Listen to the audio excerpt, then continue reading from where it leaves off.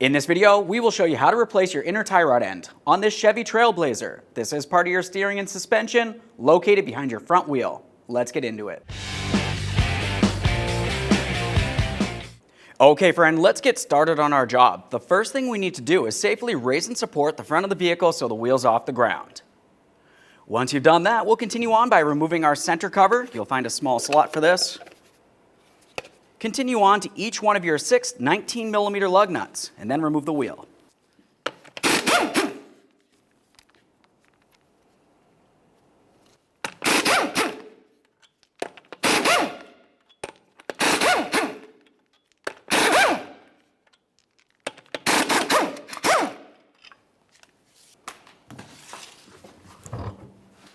Now that we have the wheel off, we have a clear view of the tie rod ends. Let's make our way right in the center. In this area, you'll find that you have a 24mm jam nut that's held in place up against the inner tie rod end. We'll be holding the inner tie rod end. You can use an adjustable wrench for this. 24mm for the nut. And break this free. There we are. Get some movement from there. Now we can continue. Next, we're going to remove the outer tie rod end from the knuckle. You should find you have a cotter pin holding it in place. Remove that, and then we'll remove this nut.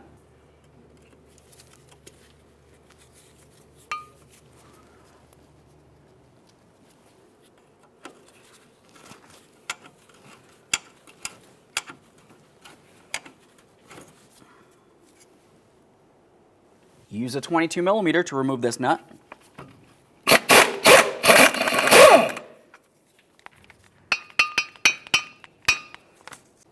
Just give that a quick inspection. Now we'll start that back on, just a couple threads.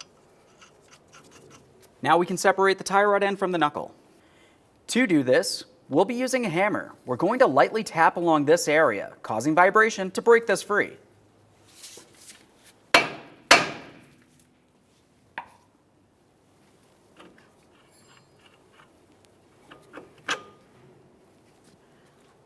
Let's start unscrewing the outer tie rod end from the inner tie rod end. When you do this, make sure you count the amount of turns it takes to remove it. That was 1, 2, and so on.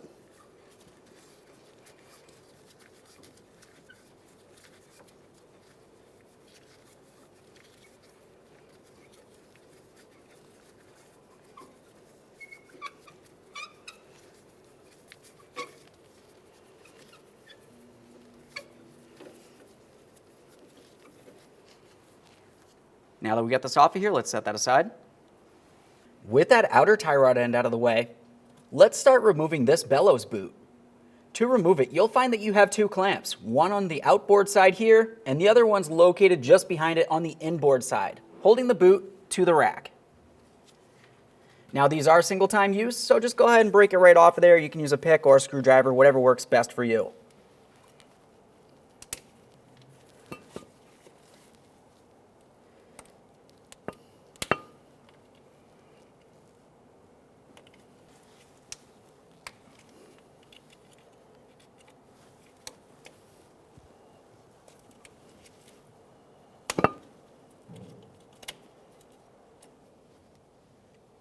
We'll recycle that.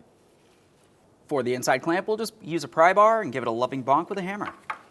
Put it right up against the end of that clamp.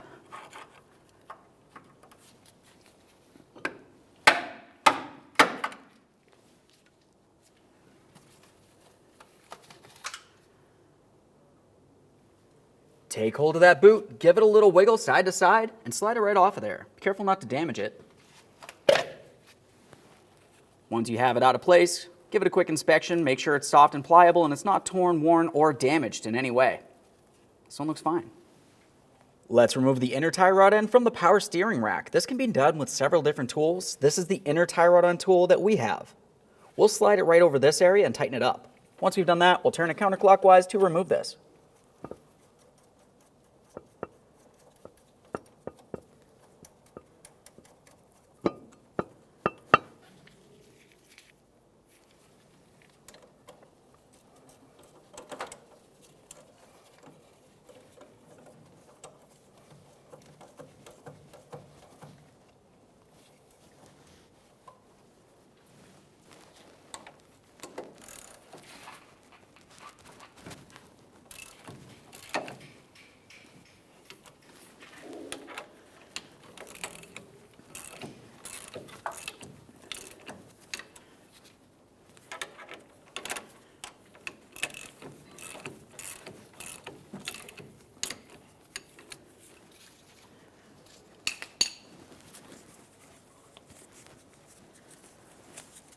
nice and loose.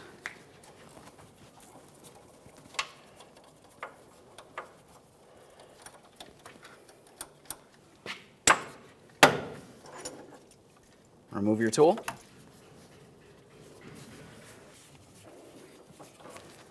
Remove your inner tie rod end. There it is, friend. Now that we have that off of there, let's clean and inspect the rack.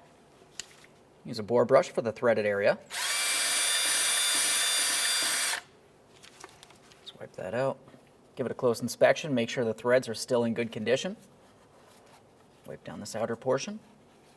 Now we can prepare to install our brand new inner tie rod end. As you can see, I applied a thin amount of blue thread locker. Never use red thread locker on this application. We'll start this in and snug it up by hand.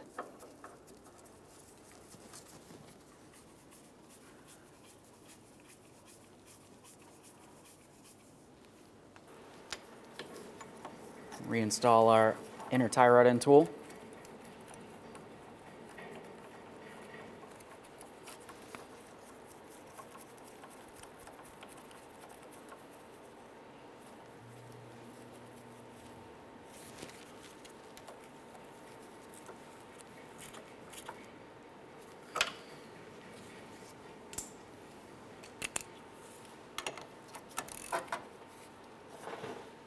Right there's where it bottomed out. Now we're just going to make sure it's nice and snug.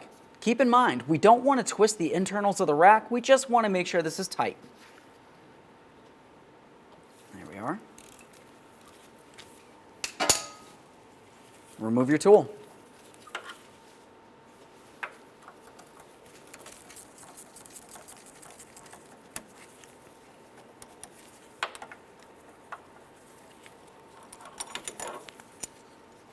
Now that we have that installed, let's apply some lubricant directly into the joint here.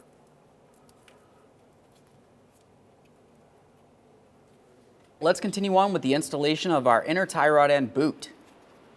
We'll take this, just use a wire tie if you have a couple. Start that on there, slide this in position, make sure it's over the rack as needed, and then we can tighten that up, trim off the excess.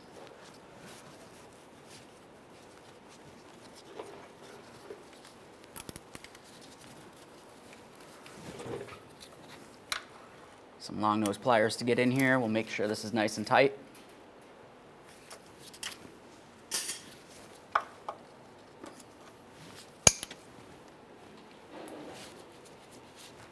Now we'll secure the forward area.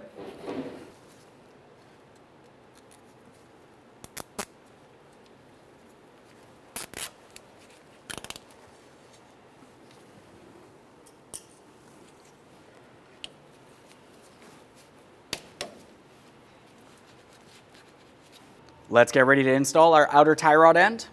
Take your new jam nut and start it right on that tie rod end. We'll bring it down approximately 3/4 of the way. Before we install the outer tie rod end, let's apply a little bit of copper anti-seize along the threaded area.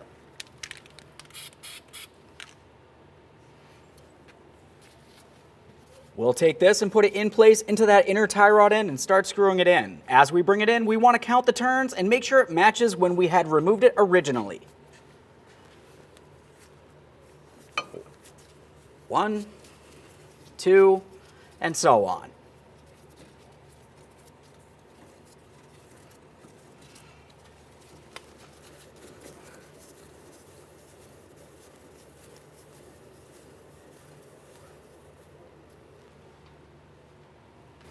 Take that outer tie rod end and put it into the steering knuckle.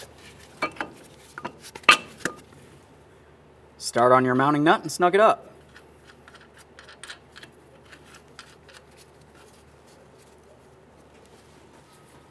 Torque that nut to 44 foot-pounds. Now once you have that torqued, the next thing you need to pay attention to is the slots on the mounting nut and the hole that goes through the stud of the tie rod end.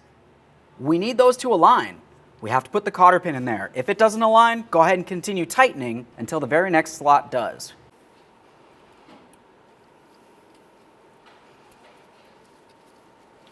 Once you have that slid through, go ahead and peen it over so there's no way this nut can loosen up on you while you're driving down the road. Now let's make our way to the jam nut that holds the outer tie rod end to the inner tie rod end. We'll bottom this out, hold on to the inner tie rod end to prevent it from moving, and tighten up the jam nut. The torque for this is 55 foot-pounds.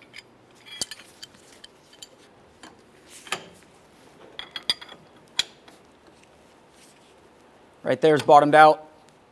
Just make sure it's nice and tight.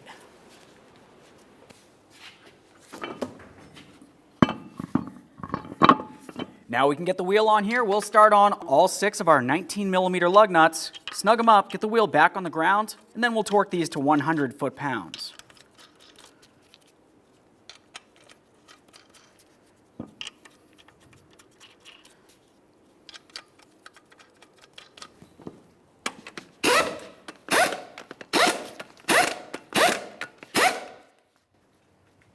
With the wheel back on the ground, torque these in a crisscross manner.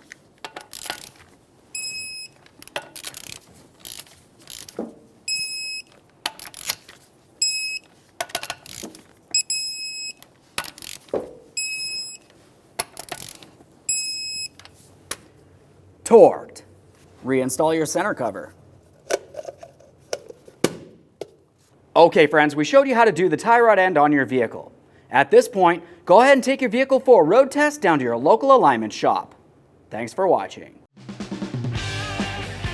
When only the best will do, demand TRQ. The only company that lets you view before you do.